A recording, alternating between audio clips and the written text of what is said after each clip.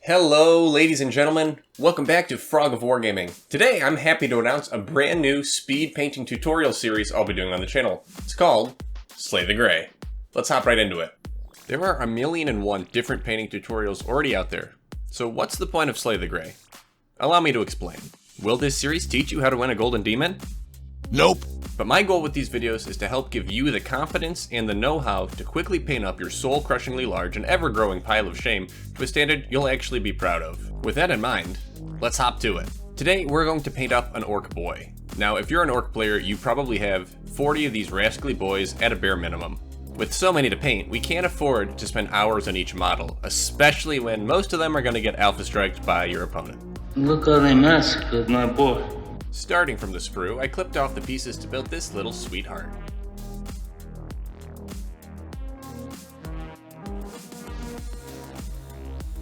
Using the back of my hobby knife, I scraped off any mold lines I saw.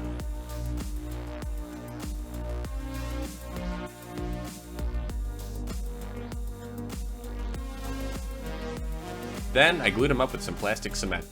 I know that many people prefer the Tamiya brand stuff, and while I agree that stuff works great, my kids and I have spilled more of it than I've actually put on my models.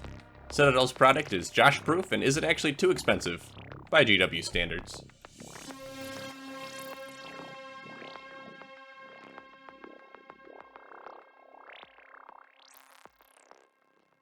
To get him based, I had him listen to Joe Rogan overnight.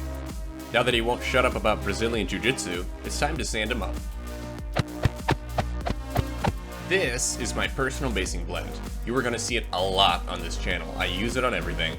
It's a blend of playground sand, kitty litter, and small decorative stones from, you guessed it, Dollar Tree. The different sized basing materials create a very realistic basing blend for just about any environment.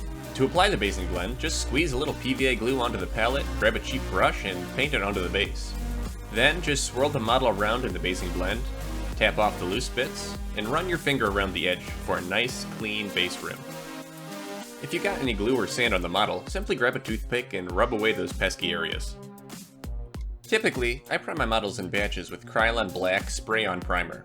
But since I'm only painting a single model, and because you can only prime outdoors in Northeast Ohio for about 2 months out of the year, I use this Vallejo Paint-On Primer instead. As far as primer goes, this stuff applies smoothly and the coverage is fantastic. It's great for when you just need to prime a mini or two and you can do it right at your hobby desk. No spraying required.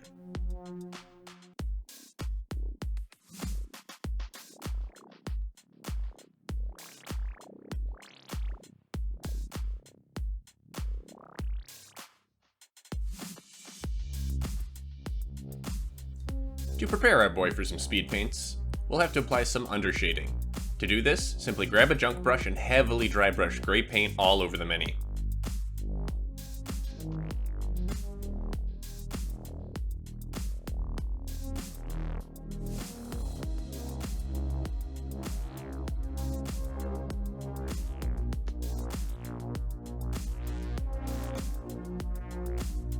Then, repeat this process with white paint, this time going a bit lighter and focusing more on the raised areas of the model.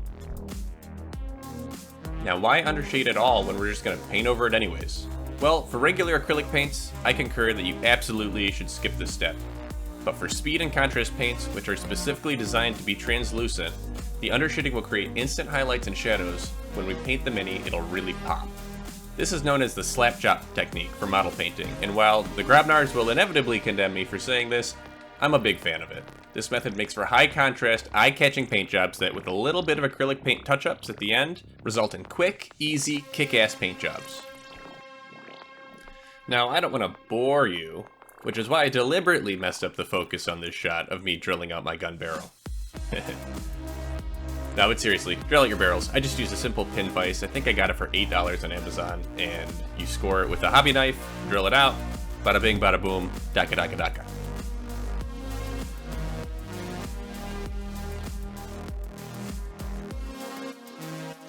Picking the right shade of green for orc skin was really tricky, so I tested several paints on some Conquest models. If you want a bright, very green skin tone, think World of Warcraft orcs. Ghillie Dhu works perfectly. Want a grungier, grimdark aesthetic? Algae green is the paint for you.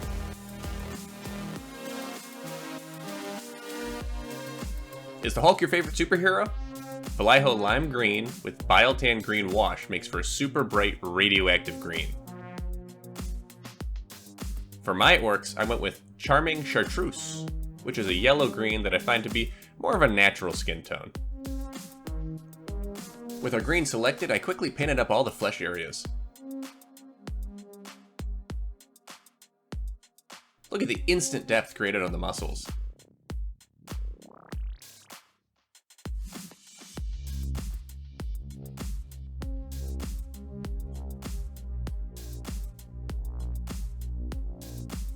The skin only took about a minute to paint. Not too shabby. Next up, I grabbed my Grim Black paint to paint his shirt and Slugger!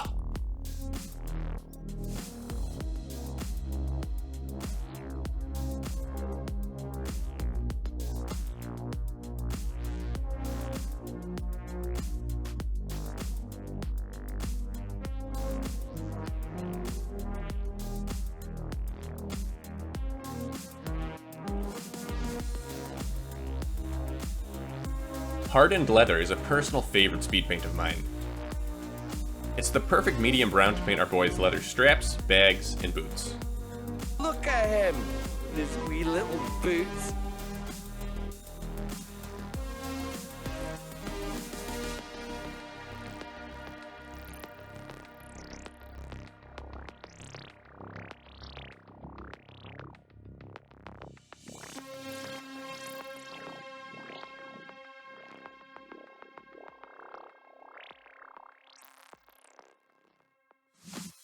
Now we need to pick an accent color for our boys. I wanted a bright color that will help the model stand out on the table instead of being a big blob of green, brown, and black. For my boys, I decided to choose a bright red. The choice is completely yours though. Blue, orange, purple, yellow, all would look fantastic on these beautiful models. With the accent color selected, I painted his pants and gloves bright red.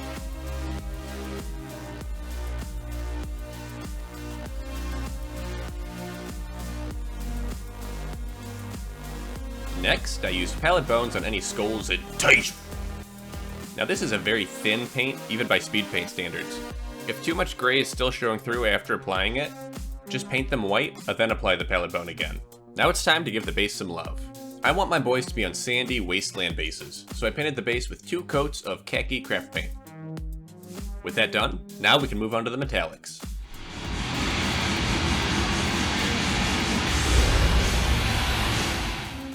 I only own a handful of metallic speed paints, and while the ones I have work fantastic, I don't own a plain steel color yet. So for this boy, I'll be using Vallejo Honed Steel. This is a very thick paint, so to make it easier to paint with, I thinned it down with some matte medium.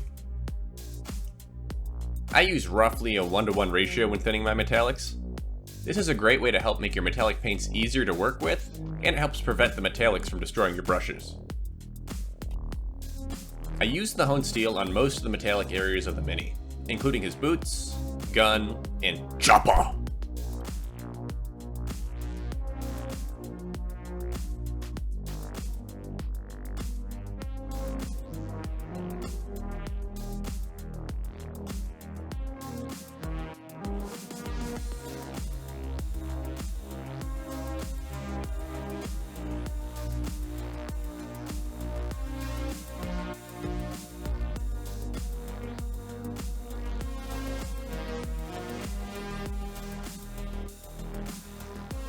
To add a bit of color variety to the metallics, I used a little bit of copper paint to pick out details on his shuta, choppa, and loincloth.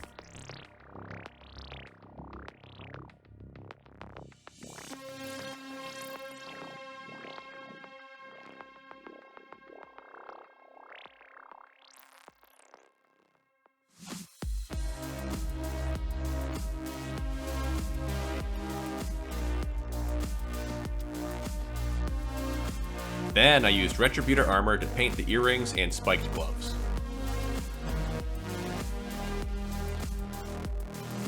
And that's it for the metallics. Just a couple more finishing details and he'll be ready to crumb. I used some Vallejo Bone White to paint our boy's teeth and fingernails. I find it's always easier to pull the brush down for details like these, so simply readjust your grip on your paint handle to do this.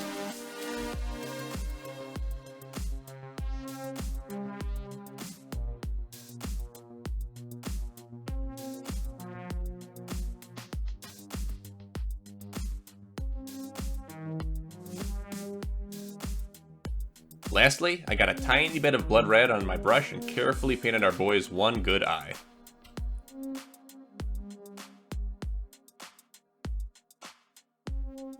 Wash time! I used Seraphim Sepia on all the metallics and the base.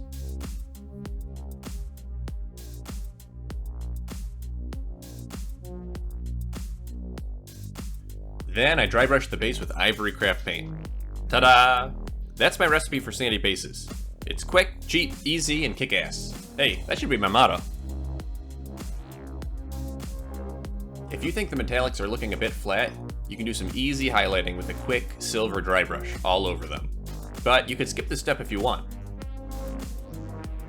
As a cherry on top, I glued a desert grass tuft to the base.